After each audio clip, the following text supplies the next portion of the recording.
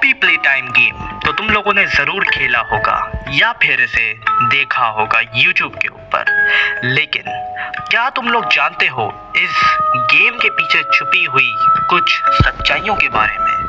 आखिर कैसे एक इतनी फेमस फैक्ट्री बंद हो जाती है रातों रात, और आखिर ये हगी वगी कैटनैप जैसे क्रिएचर्स आखिर आए कहाँ से, इन्हें किसने बनाया और क्यों बनाया, और आखिर इतनी बड़ी फैक्ट्री का मालिक आखिर है कौन और वो इस वक्त कहाँ है, और ये विलन जिसे सब लोग जानते हैं प्रोटोटाइप के नाम से, आखिर इसका असली नाम क्या है और इसका मकसद क्या है?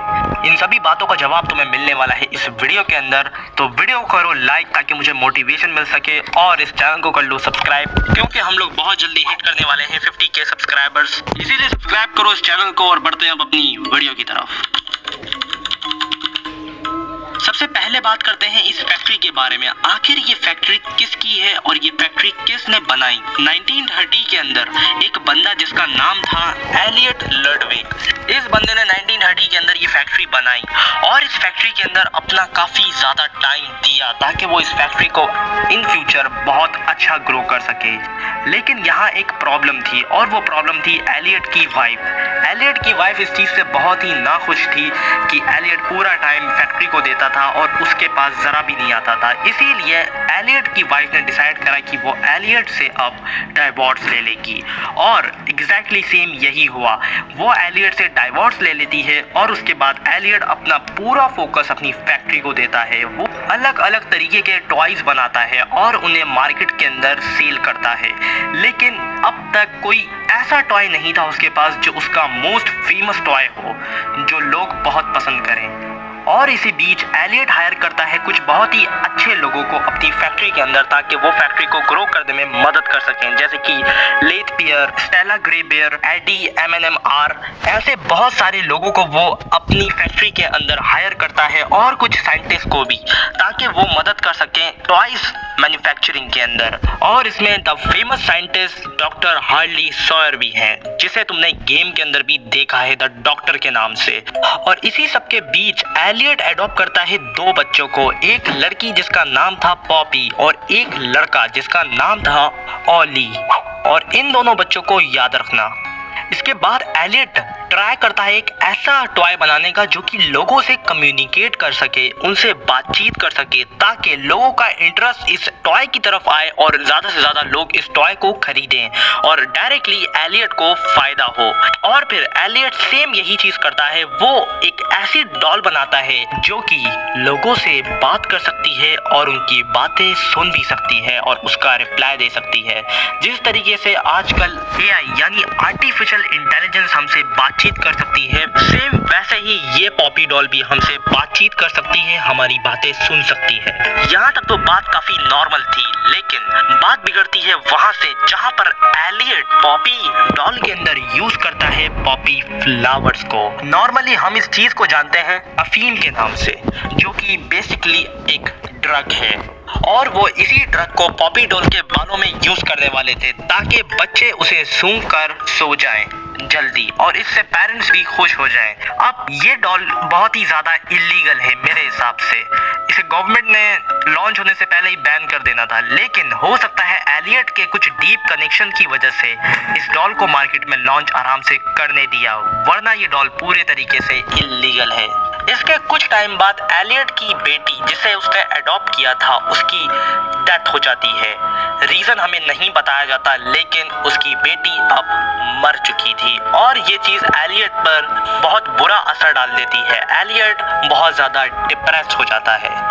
लेकिन बात यहाँ खत्म नहीं होती।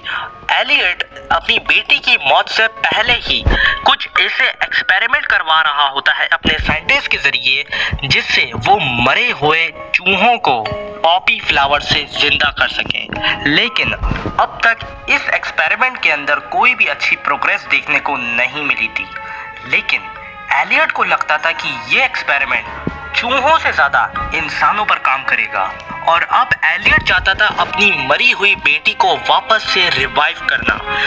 इसीलिए वो अपनी कि पॉपी डॉल के अंदर अपनी मरी हुई बेटी पॉपी के सारे ऑर्गन्स निकालता है और उन सभी को पॉपी डॉल के अंदर डाल देता है और उसके बाद वो उसे एक लिक्विड केमिकल जेल में डिबोता है जिससे पॉपी डॉल जिंदा हो जाती है। और ये चीज देखकर एलियट बहुत ज्यादा खुश हो जाता है कि उसका एक्सपेरिमेंट अब काम कर गया, क्योंकि उसकी बेटी की रीइंकार्नेशन ये पॉपी डॉल थी और ये बिल्कुल जिंदा थी। यही चीज देख डॉक्टर हार्ले सॉयर, जो कि इस कंपनी में बहुत ही जाने माने साइंटिस्ट थे, वो डिसाइड करते हैं कि इस कंपनी के अंदर अब स्टार्ट करते हैं कुछ बड़े प्रोजेक्ट्स, जिसमें से उनका सबसे बड़ा प्रोजेक्ट था बिगर बॉडी इनिशिएटिव। ये प्रोजेक्ट एक ऐसा प्रोजेक्ट था जिसके अंदर ये बेसिकली अपने सारे टॉयज जो भी उन्होंने फैक्ट्री के अंदर बनाए थे उन सभी के अंदर रियल ह्यूमन ऑर्गन्स डालकर उन्हें वैसे ही रिवाइव करना जैसे उन्होंने पॉपी को किया था।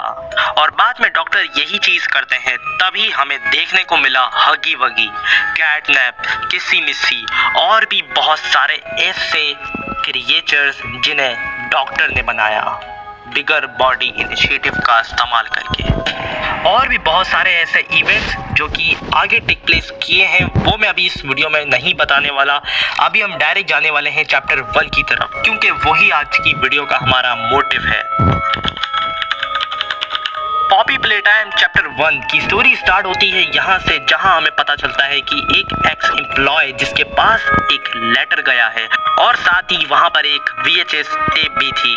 प्लेयर को पता चलता है कि इस फैक्ट्री के अंदर 10 साल पहले जितने भी एम्प्लॉयज अचानक से मिस्टीरियस तरीके से गायब हो गए थे वो अभी भी प्लेटाइम को के अंदर मौजूद हैं, जैसा कि इस लेटर के अंदर लिखा होता है, वी आर स्टिल हेयर। और साथ में नीचे एक फ्लावर बना होता है और वहां लिखा होता है फाइंड द फ्लावर। उसके बाद प्लेयर डिसाइड करता है कि वो 10 साल बाद फैक्ट्री के अंदर वापस जाएगा और वो वहां जाकर सच का पता लगाएगा कि क्या आखिर सच में एम्प्लॉयज अभी भी फैक्ट्री के अंदर मौजूद हैं जो 10 साल पहले बहुत ही ज़्यादा मिस्टीरियस तरीके से गायब हो गए थे। प्लेयर फैक्ट्री के मेन एंट्रेंस से अंदर जाता है और अंदर जाकर वो देखता है कि माहौल बहुत ही ज़्यादा सुनसान और क्रीपी है। इसके बाद प्लेयर जाता है एक सिक्योरिटी ऑफिस के अंदर, जहां पर उसे मिलती है ब्लू VHS टेप, जिसके अंदर एक स्पेशल टूल के बारे में बताया जा रहा होता है, जिस टूल को हम सब जानते हैं ग्रैब पैक के नाम से। इस टूल के अंदर बेसिकली 2 मैकेनिकल हैंड्स लग सकते हैं जो कि हेल्प कर सकते हैं तुम्हें डोर अनलॉक करने में, इलेक्ट्रिसिटी जनरेट करने में और बाकी सब चीज़ों के अंदर। स्टार्टिंग में प्लेयर को सिर्फ और सिर्फ ब्लू हैंड मिलता है। आगे जाकर वो मेन लॉबी में जाता है और वहां जाकर उसे देखने को मिलता है एक बहुत ही बड़ा स्टैचू, और ये स्टैचू और किसी का नहीं, ये स्टैचू होता है हगी वगी का, जो इस चैप्टर का मेन विलन है। लेकिन शुरू में वो सिर्फ एक स्टैचू लगता है, लेकिन जब प्लेयर पावर रूम का इलेक्ट्रिसिटी पजल सॉल्व करता है और उसके बाद जब वो मेन लॉबी में वापस आता है तो हगी वगी वहां से गायब हो जाता है और ये देखकर प्लेयर बहुत ज़्यादा डर जाता है। लेकिन अब प्लेयर इस चीज़ को इग्नोर करता है और वो आगे जाकर और भी एक और पजल सॉल्व करता है, जिससे उसे मिलता है रेड हैंड, जो कि इसी ग्रैब पैक में लग जाता है। और उसके बाद प्लेयर एक मशीन को ढूंढता है जिसका नाम होता है मेक अ फ्रेंड मशीन। इस मशीन में बेसिकली टॉयज को मैन्युफैक्चर किया जाता था और इससे अलग अलग किस्म के टॉयज बनाए जाते थे। लेकिन यहाँ पर प्लेयर को चाहिए था कैट बी नाम का एक टॉय, जिसे वो यूज करने वाला था एक की कार्ड की तरह। प्लेयर जैसे तैसे करके उन सभी पजल को सॉल्व करता है और कैट बी नाम का वो टॉय बना लेता है और वो उस दरवाजे के सामने उस टॉय को रखता है और उस दरवाजे पे लिखा होता है nobody leaves without a toy. और जैसे ही प्लेयर उधर एंटर करने वाला होता है तभी वहां पर हगी वगी की एंट्री हो जाती है और हगी वगी प्लेयर को बहुत ज्यादा डरा देता है और प्लेयर फौरन से उसी टनल में घुस जाता है और वहां पर टनल में हगी वगी उसे चेस करता है। बहुत ही खतरनाक चेसिंग के बाद प्लेयर फाइनली वहां पर रुक जाता है और वो ऊपर एक डब्बे को गिरा देता है, जिससे हगी वगी बहुत ही बुरी तरीके से गिरता पड़ता नीचे चला जाता है। और यहाँ पर हमें ऐसा लगता है कि हगी वगी का खेल खत्म हो गया, लेकिन सच्चाई कुछ और थी। और नोटिस करने वाली बात यहाँ पर यह है कि हगी वगी की बॉडी से खून आ रहा है, मतलब वो एक रोबोटिक टॉय तो बिल्कुल नहीं है, वो एक जीता जागता लिविंग ऑर्गेनिज्म है।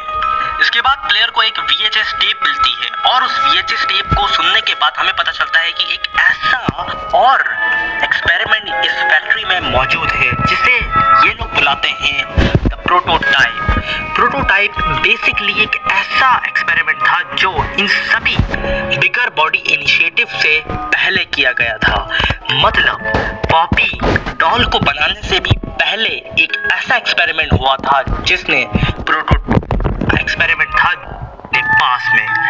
बाद में वो किस तरीके से आजाद हुआ और क्या चीजें हुई वो चीजें हम डिस्कस किसी और वीडियो में करेंगे। इसके बाद प्लेयर फाइनली ढूंढ लेता है उस, ये तो मुझे फौरन से आवाज आती है